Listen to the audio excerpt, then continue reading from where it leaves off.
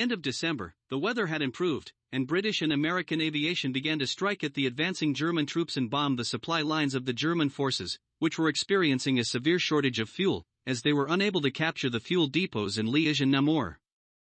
They could not even reach the first objective of the operation, the capture of the bridges over the Meuse River, as they did not reach the river.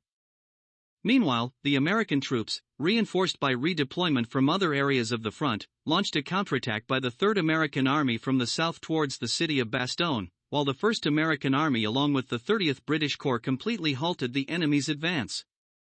The 101st Airborne Division in Bastogne held back the enemy's assault and was relieved by units of the 3rd American Army.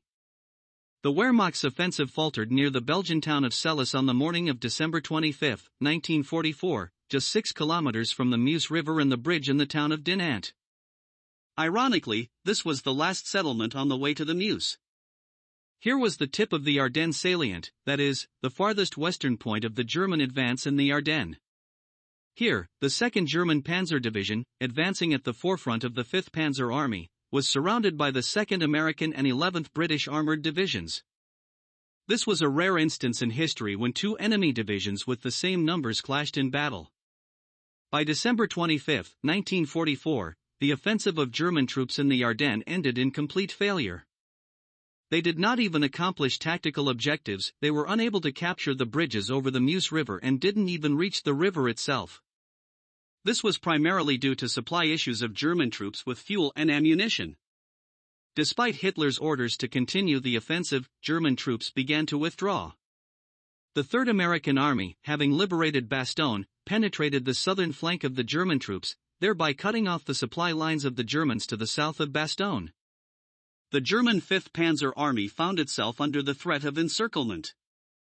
The Wehrmacht was left with only a corridor for retreat to the north of Bastogne, just 40 kilometers wide. It was fire-controlled from both sides by crossfire from American 155mm artillery with a range of 20 to 24 kilometers. American artillerymen used new shells with radio fuses, which proved to be very effective in the Ardennes forests.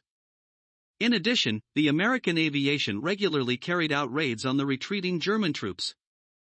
On the morning of January 1, 1945, as part of Operation Bodenplatte, about 1,000 German aircraft launched a surprise attack, including new jet fighters Messerschmitt Me.262, on airfields in France, Belgium, and the Netherlands. As a result of the raid, 305 Allied aircraft were destroyed and 190 damaged. Runways and material technical infrastructure of the airfields were significantly damaged. But for the Luftwaffe, the outcome of the operation was extremely severe. 292 aircraft were lost due to the actions of the Allies' aviation and anti-aircraft units, with 143 pilots killed and another 70 captured. On January 1, German forces launched another offensive, this time in Alsace near Strasbourg, with the aim of diverting the Allies' forces, but largely these were already just local distracting strikes conducted by small units. The Wehrmacht lost strategic initiative irretrievably.